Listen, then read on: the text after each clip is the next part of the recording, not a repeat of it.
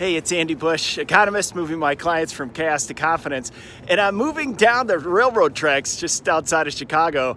And I was thinking about the time when I was growing up and we used to put pennies down on the railroad tracks right around here, actually, and watch the trains roll over them and then pick them up later when they're all squished. And I was thinking about rail traffic, and I was thinking about the Li Qiang index that was created, looking at what Li Qiang said, who is the Chinese premier when he was a head of a governor, when he was a governor in China of one of the bigger provinces. And he said that he didn't like Chinese GDP numbers because they were made up.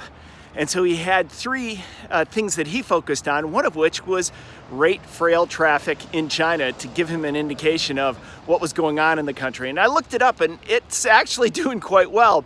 And so this week, I think there's a couple of things that are going to propel that forward that are good. Clearly, the supposed trade agreement, the phase one agreement between China and the U.S. is moving forward, and that's really good.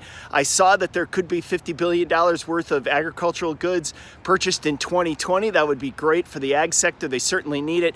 We really haven't seen ag prices pop as much as I thought they would on the announcement, but let's see what happens. The second thing is, obviously, when it comes to trade for the United States, not just China, but the USMCA, or USMCA, as it's called. It looks like that's moving forward out of the House of Representatives, which is really great from that standpoint.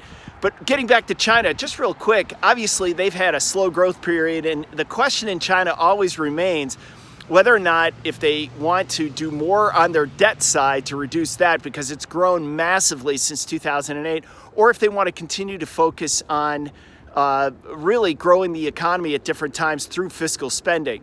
Or if there is an opportunity now to do reform and to really get rid of so much of the dependency on state-owned enterprises when it comes to growing their economy, and let more foreign firms in to balance out the economy.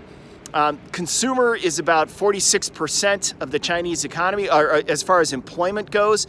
It's a little bit larger than that as far as the share of GDP. So, the more the Chinese do to reform their economy and allow foreign ownership, the more stable their growth will be and the less dependent on debt they will be. So we're going to want to watch that really closely moving forward.